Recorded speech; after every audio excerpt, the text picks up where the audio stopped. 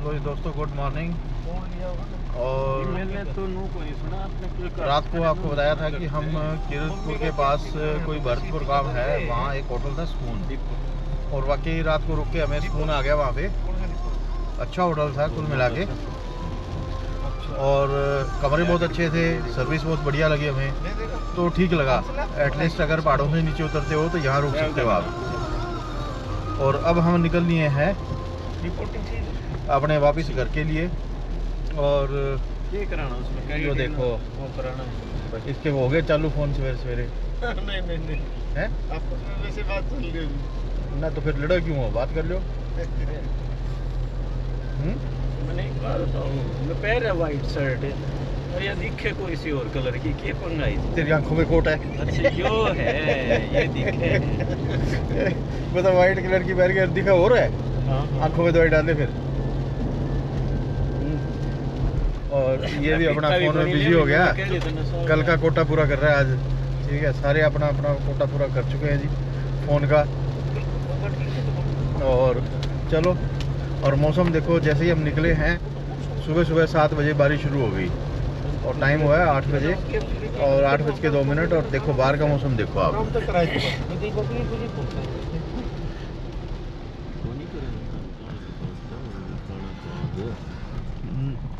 बारिश, बढ़िया बारिश हो रही है। सवेरे 7 बजे से शुरू हुई थी, 1 घंटा हो गया लगातार बारिश होते हुए।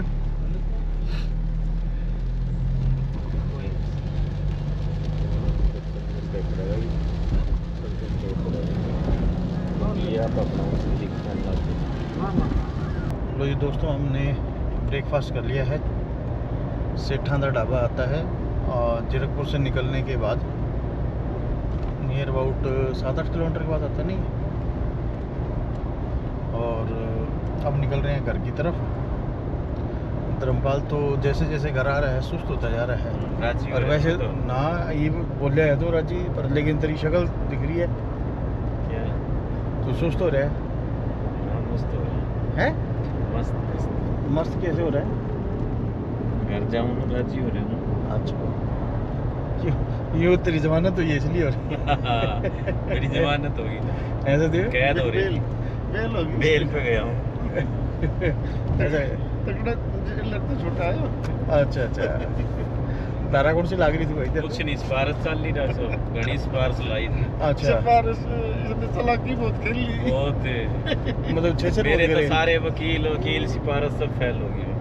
छेचर बहुत करे तेरे घने रास्ते में भी बहुत करे ना, रास्ते में नहीं करे, वो गलत बात है ना। रास्ते में करे तो तेरे ना, वो नेचुरल थी। नेचुरल चेचर थे। तो ठीक है, उम्मीद है दोस्तों। और अब हम पहुंच गए हैं 152 पे और मैक्सिमम 1 घंटा लगेगा। अभी मैं आपको बताता हूं कि टोटल जो है कि टूर आइटनरी कैसे आप करें कैसे नहीं है, अभी आपको मैं डिटेल में समझाता हूं इसके बारे में। लो जी दोस्तों, हम पहुंच लिए हैं घर पे जींद। और जो टोटल मैं आपको बताता हूं कि आपको मैंने बताया था कि जो हमने रूट प्लान किया था, वो हमारा जो प्लान था कि यहाँ से हम जाएंगे शिमला की तरफ, शिमला से होते हुए हम जाएंगे चितकुल से काजा, और फिर घूम फिर के मनाली आएंगे। ये एक रूट होता है। अगर आप चाहो तो शिमला होके भी जा सकते हो और अगर आप चाहो तो मनाली होके भी जा सकते हो, वो आपकी मर्ज़ी है कौन से रूट से जाना है। तो जो रूट है, जो बेस्ट रूट होता है कि वो आप जाओ शिमला साइड से। थोड़ा सा है ना, हाइट अकोमोडेशन हो जाती है आपकी। आप एक डे शिमला के आसपास स्टे करो, या नारकंडा के आसपास हो गया या रामपुर के आसपास है, अगर आप कितनी दूर से आ रहे हो। क्योंकि जो हमने अपनी जर्नी शुरू करी थी 3-3 दिन के आसपास करी थी, तो हमारा जो पहला स्टे रहा था वो कुफरी का रहा था। और अकोमोडेशन वगैरह मैंने आपको बता ही दिया था, कुफरी के अंदर बहुत अच्छा अकोमोडेशन था वहाँ पे। उसके बाद नेक्स्ट डे फिर हमने वहाँ से प्लान किया था, चितकुल गए थे जो कि इंडिया का लास्ट विलेज है। और चितकुल में नाइट स्टे हमारा रहा।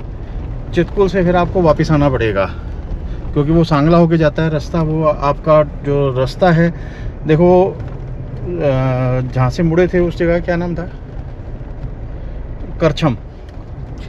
करछम से हम राइट में मुड़ गए थे। करछम से मुड़ने के बाद आपको सांगला के बाद रक्षम, और रक्षम के बाद आपका आता है चितकुल। तो ये जो रास्ता था 45 किलोमीटर के करीब का, ये टोटली ऑफ रोड था। इसमें मतलब आपको मतलब दिक्कत ही दिक्कत कि टोटल ऑफ रोड। गाड़ी आपकी 15-20 की स्पीड पे मुश्किल से चलती है। कई जगह थोड़ा सा ठीक आ जाता है जहाँ पे 30 की स्पीड पे, और अदरवाइज़ आपकी ऑन एंड एवरेज आप मान के चलो कि आपको 2 घंटे लग जाते हैं उस रूट पे। और जो ये वाला रूट है शिमला करछम तक का रोड बहुत बढ़िया है। आप चितकुल जा रहे हो तो करछम तक जाओ, फिर वहाँ से मुड़ोगे, फिर आपको वापस आना पड़ेगा यही 45 किलोमीटर। आप वहाँ से वापस आओ, उसके बाद आप काजा के लिए कूच करो। काजा वहाँ से अप्रोक्सीमेटली देखो, गूगल पे आप सर्च कर सकते हो कितना पड़ता है अराउंड। कितना था वहाँ से अपना चितकुल से 400 किलोमीटर शायद, नियर अबाउट 400 किलोमीटर था। लेकिन है ना जो रूट है, अगर आप आते हो तो करछम तक तो आपको देखो वही 45 किलोमीटर ऑफ रोडिंग रहेगी। उसके बाद आपका रोड बहुत क्लास बना हुआ है। वो जो रोड आपका चलता है पू हो के आएगा, रिकांगपियो वगैरह, ये सारे बाईपास होंगे। रास्ता इतना सुंदर है, पहाड़ियाँ इतना बढ़िया हैं, वहाँ पे इतने बढ़िया झरने हैं बीच में, और वो जो सीन्स हैं वहाँ के, वो यादगार वाले सीन्स आप ये कह दो कि आपका ट्रैफिक कम है, गाड़ी बढ़िया स्पीड मेंटेन रहती है, तो आप इजीली आप वहाँ से पहुँचोगे। तो जो रास्ता मुड़ता है अपना, जो कोरिक के लिए जाता था, वो कौन से काम था, शामदो, हाँ सुमदो तक आपका रोड चलेगा ऐसा। वहाँ पे सुमदो में जाके आपको एंट्री करानी पड़ती है। एंट्री पॉइंट की करने के बाद वहाँ से आपका एक रास्ता चला जाता है कोरिक को, और एक रास्ता चला जाता है आपका काजा को। देखो एक चीज़ हम मिस कर गए, बीच में आती है ग्यो मोनेस्ट्री। जब हम सुमदो से जा रहे हैं तो आपको ग्यो मोनेस्ट्री के लिए है ना हार्डली आपको 10 किलोमीटर अंदर चलना पड़ता है। आप वहाँ पे जाइए, वहाँ पे वो मम्मी है वहाँ पे एक मोनेस्ट्री के अंदर, तो वो आप जाइए देखिए। वो हम नहीं कर पाए थे। हम उसके बाद ताबो गए, ताबो मोनेस्ट्री वगैरह देखी। ताबो से फिर हम चले गए धनकड़ गांव है, वो वैसे तो डंकर लिखा हुआ आएगा आपको वहाँ पे बोर्ड के ऊपर, लेकिन जो ये रोड है ना, ये है सिंगल रोड आपका टोटल।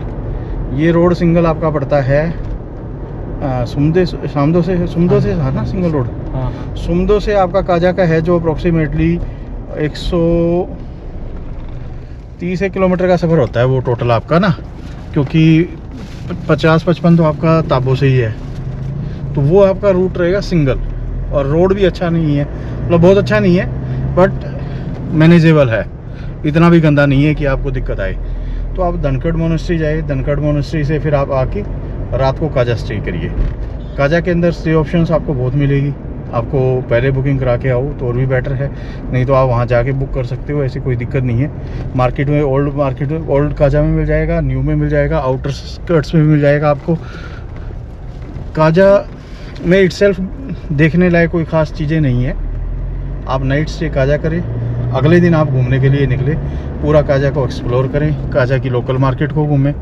उसके बाद आपकी कई बड़ी फेमस चीज़ें हैं, जैसे आपका कॉमिक का विलेज है जो कि जो कि फेमस है फॉसिल्स के बारे में।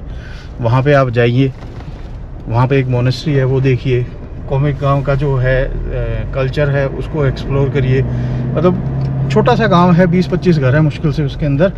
तो उसको बेसिकली है ना फॉसिल, वो क्या कहते हैं उसको, एशिया का क्या है भाई वो, Komic world's highest motorable road connected village. हाँ, वो वर्ल्ड हाईएस्ट मोटरेबल जो कनेक्टेड रोड से कनेक्टेड है वो विलेज है। और उसके बाद आप आइए वहाँ से नीचे हिक्किम की तरफ।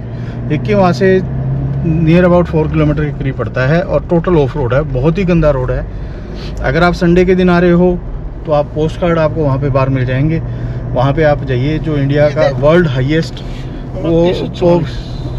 वो वर्ल्ड 2700 लिखे थे ना, जो वर्ल्ड हाईएस्ट वो है पोस्ट ऑफिस है वहाँ का।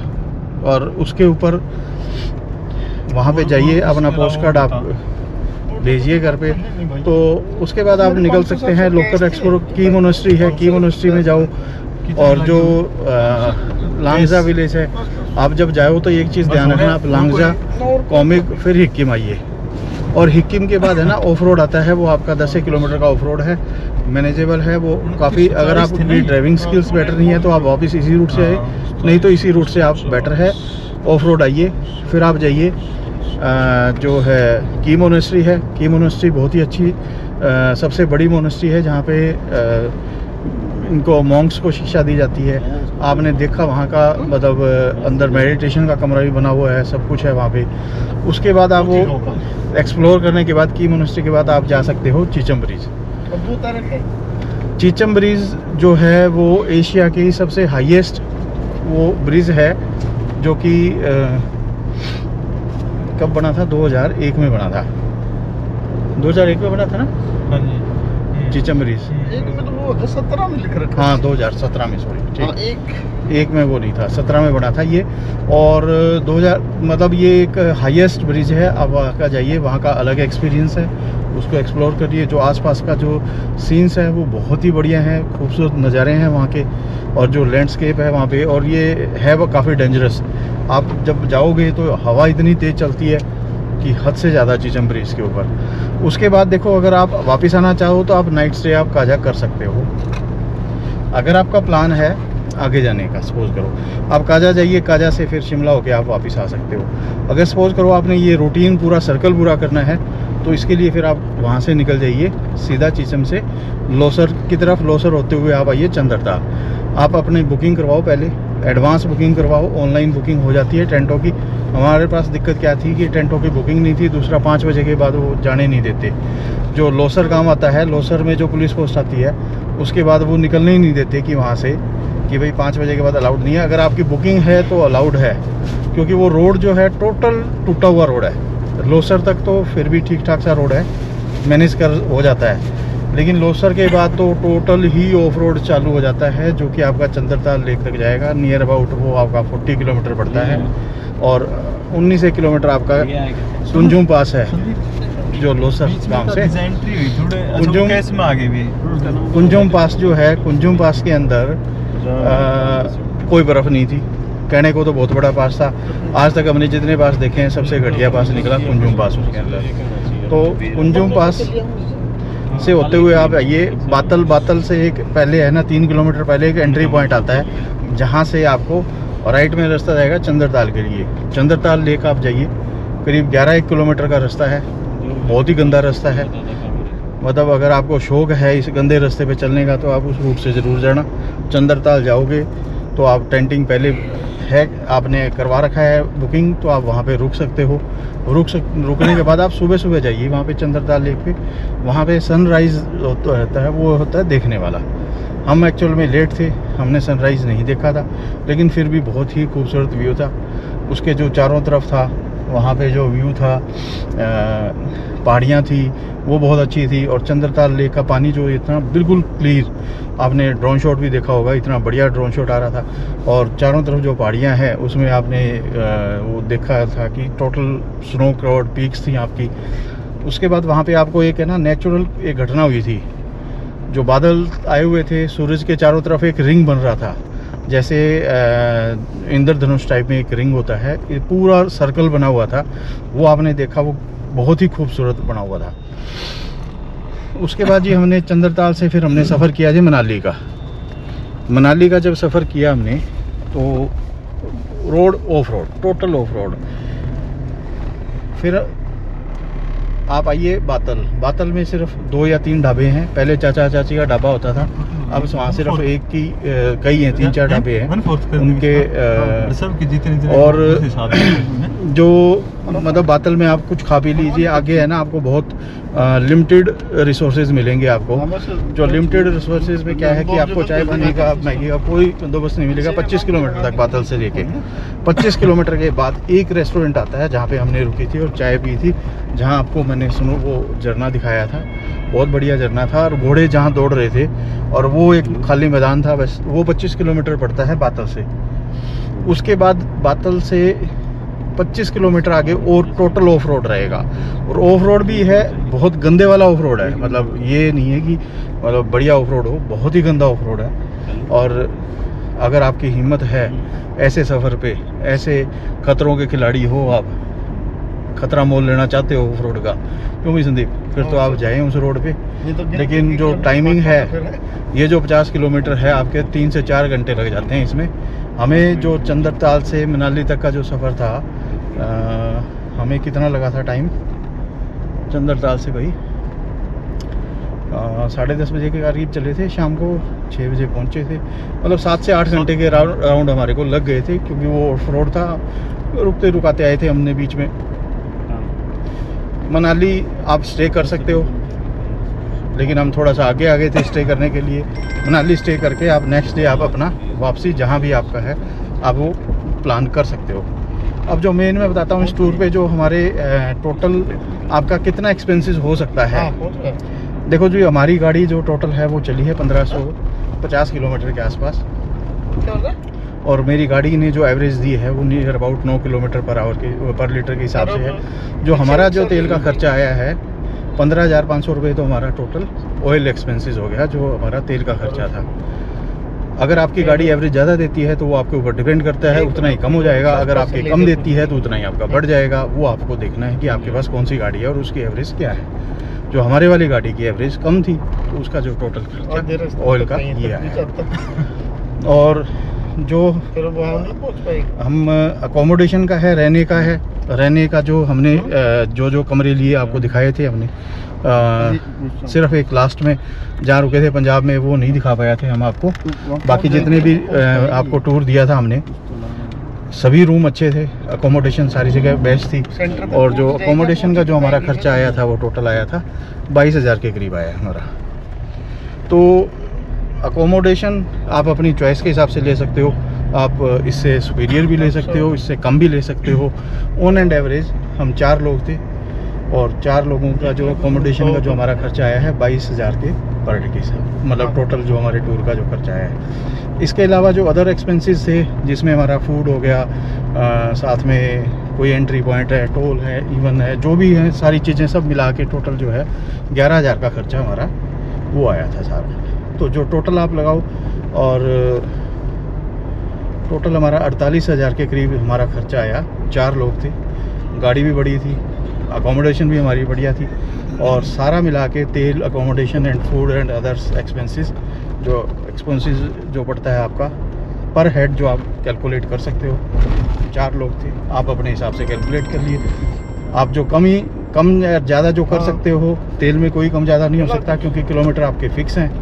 और जो ये है अकोमोडेशन में है वो आपकी मर्जी है, अकोमोडेशन में आप कम ज़्यादा कर सकते हो, जो आप अपनी सहूलियत के हिसाब से। और other expenses it all depends on you.